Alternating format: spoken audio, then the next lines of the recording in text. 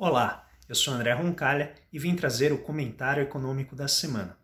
Essa semana teve 5 grandes destaques. O primeiro foi o veto presidencial à transferência de 8,6 bilhões de reais para estados e municípios enfrentarem a crise sanitária.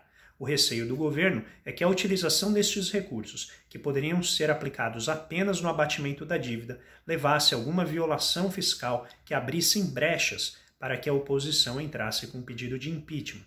O governo persiste na sua paranoia de que estados, os governadores, junto com o STF, tentam derrubá-lo a toda maneira e utilizariam de quaisquer recursos para derrubá-lo.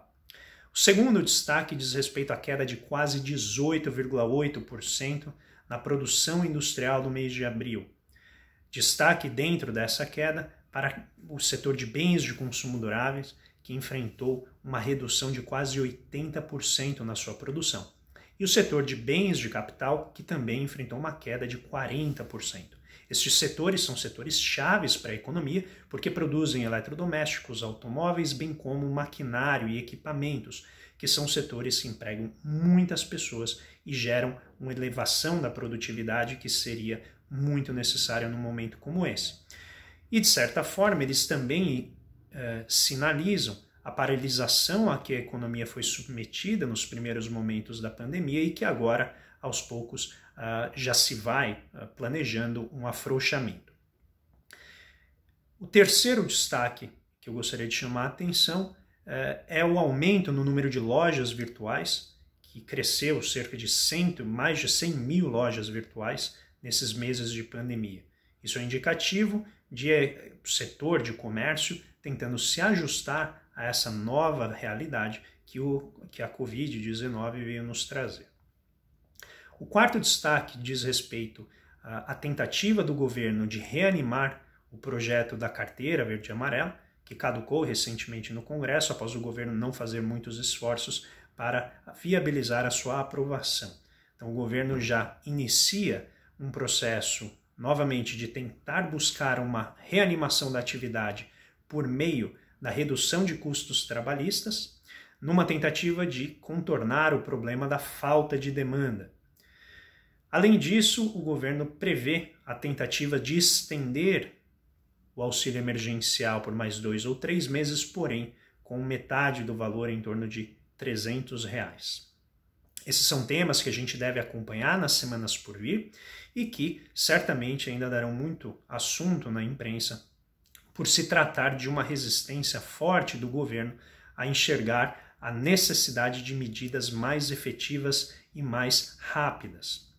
Por fim, o último ponto que merece destaque e que me traz muito pesar foi o falecimento do economista Carlos Lessa, ex-presidente do BNDES e professor da UFRJ.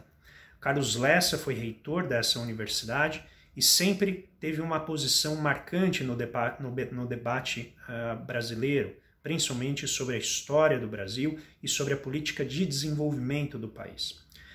Eu tomo a liberdade de estender um pouco esse comentário para falar sobre como Carlos Lessa influenciou a minha formação e também sobre um artigo, uma ideia que ele deixou que foi muito tocante para mim.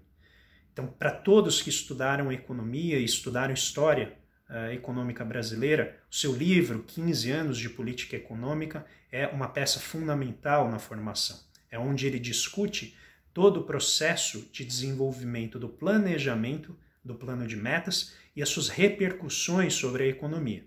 É um livro que eu recomendo a qualquer estudante, seja ele de economia, de ciências sociais ou de qualquer outra área, que leia, porque realmente é uma obra-prima do conhecimento econômico brasileiro. A segunda coisa que eu gostaria de falar sobre o Carlos Lessa diz respeito a um artigo que ele escreveu e que a gente vai deixar o link disponível aqui para vocês, em que ele sugere uma política de desenvolvimento que é bastante simples e que carrega um significado que, no meu ver, é muito tocante.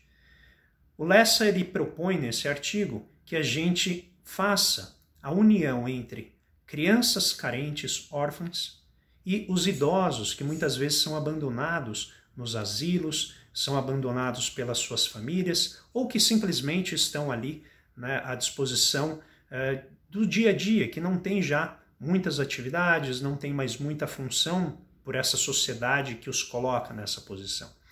Então o Carlos Lessa ele propõe que um convênio seja feito em que os jovens, né, carentes, que não têm aquela presença familiar muito forte, pudessem então receber a companhia desses senhores idosos, dessas senhoras, que poderiam oferecer a eles essa ternura, esse carinho, né, e muito mais essa influência cultural que pode se dar sobre os jovens. E eu achei esse artigo uma peça rara, né, de política pública, porque ela é terna, ela é sensível e ela, ao mesmo tempo, ataca uma série de dimensões do desenvolvimento socioeconômico e socioemocional de crianças carentes, ao mesmo tempo que oferece, então, um suporte emocional e afetivo aos idosos, que muitas vezes perecem sem ter nenhum familiar, sem ter nenhuma companhia perto.